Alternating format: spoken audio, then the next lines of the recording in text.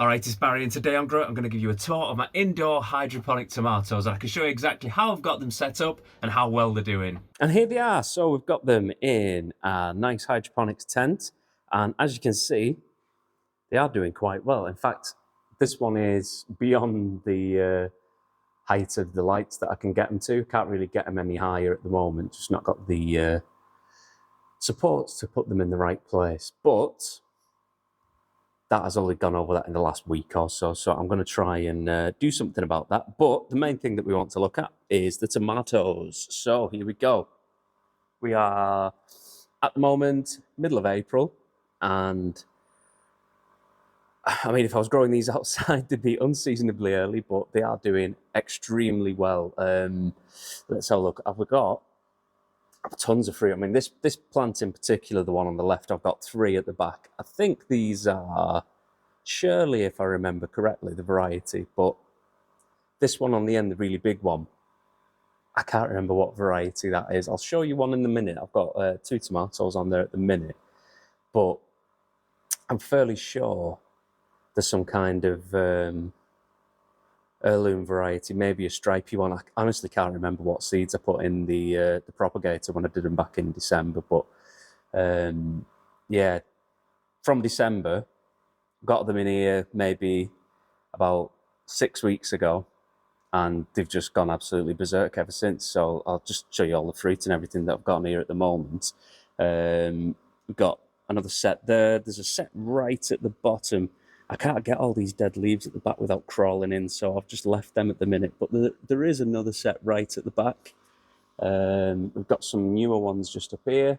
I mean, it's been flowering like crazy. At the moment, it's one of the more difficult things with hydroponic tomatoes. I've done cherry tomatoes before. I've had loads of success with them and baby plum tomatoes, but I've never tried like a bigger salad type tomato. So I wanted to give them a go this time.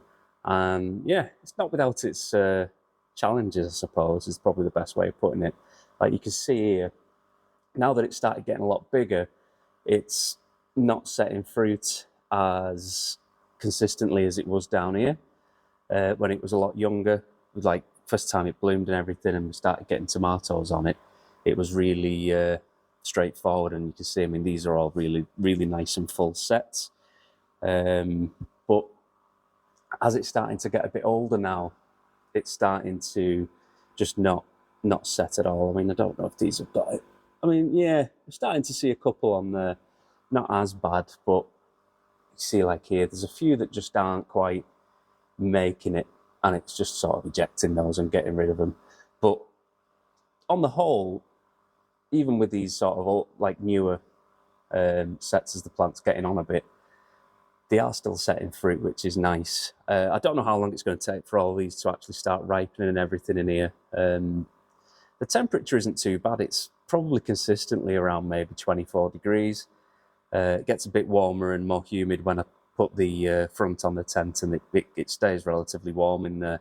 You can see I've got quite a few side shoots that I've missed just because it's so compact and so compressed. It's quite difficult to spot them early on until they start getting to this stage, and I notice them like just then.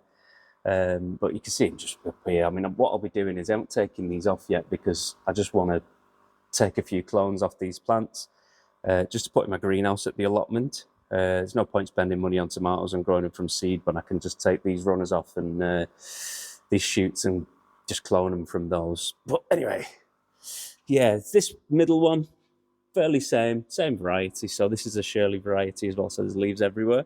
Got some nice fruit setting on those as well. And then just as I mentioned, this one on the right, let's see if I can get it.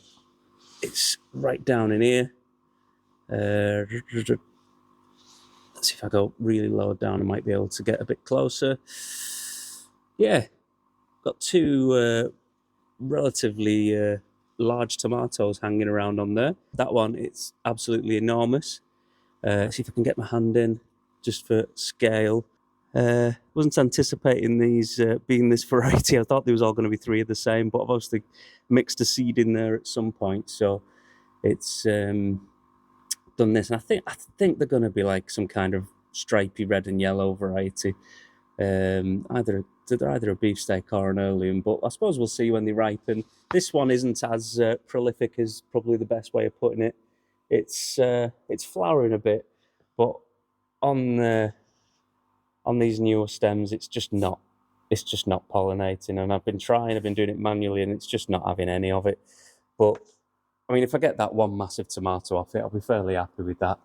And when I go right up to the top here, it is still flowering up here, so I'll probably try and get one of these to pollinate, but I'm not holding my breath. It started bending back down to try and get to the light again, but like I said, I can't get that any higher up.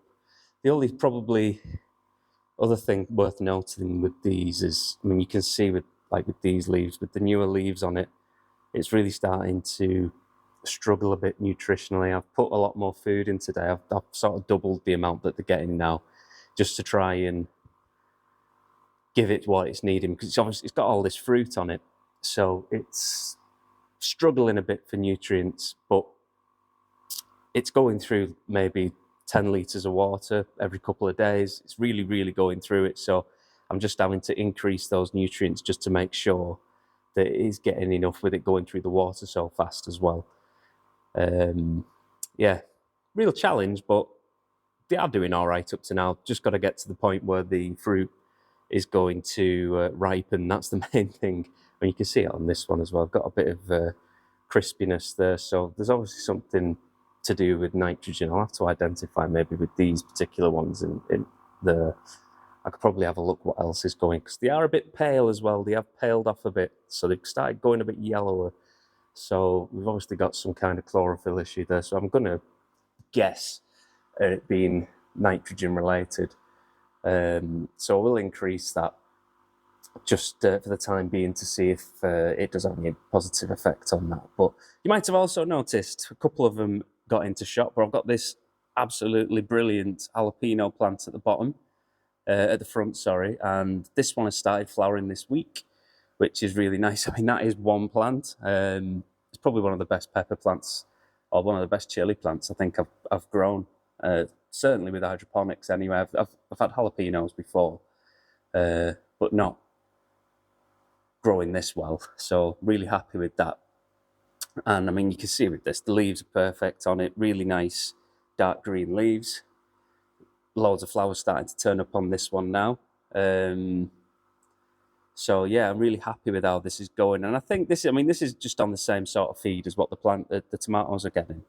But obviously, because the plant's a lot smaller, it's not got as much fruit on it, so it's obviously handling that amount of nutrients quite well. So I'm not going to go crazy with giving this too much just yet.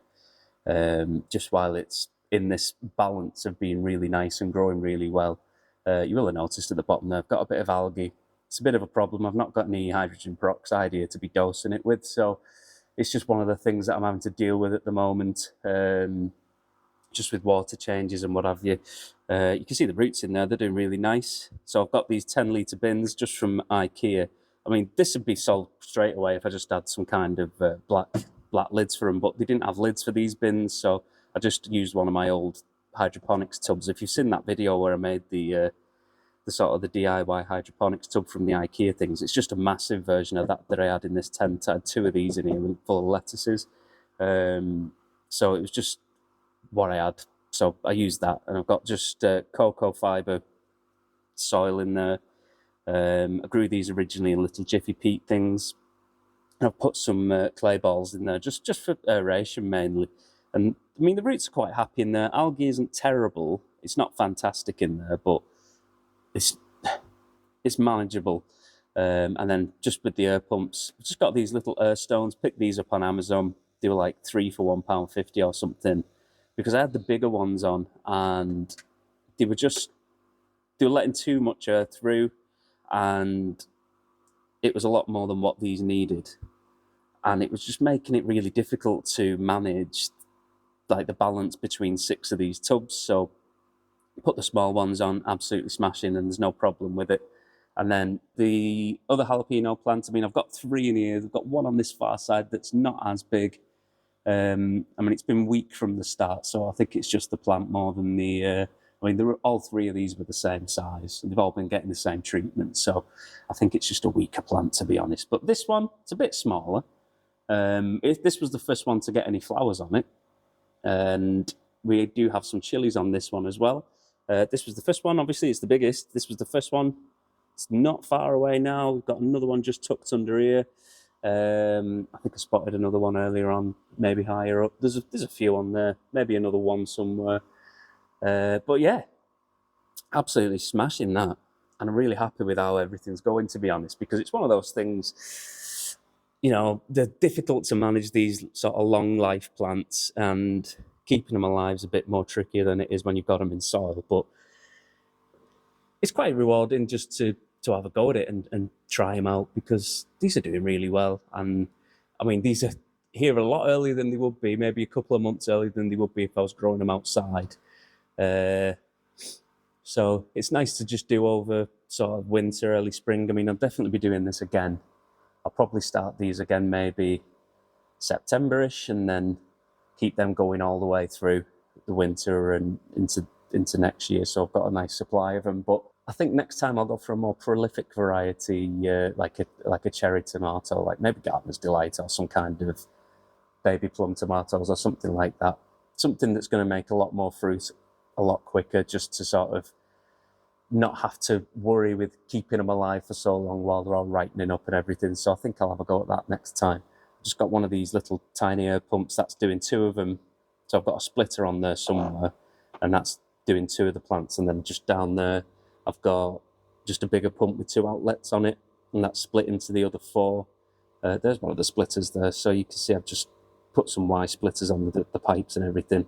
And it's a bit tricky just to get the balance right. So it's something that you've just got to, you know, do a bit of experimentation with. But you can see with this one here, I've got like a tomato plant clip on it.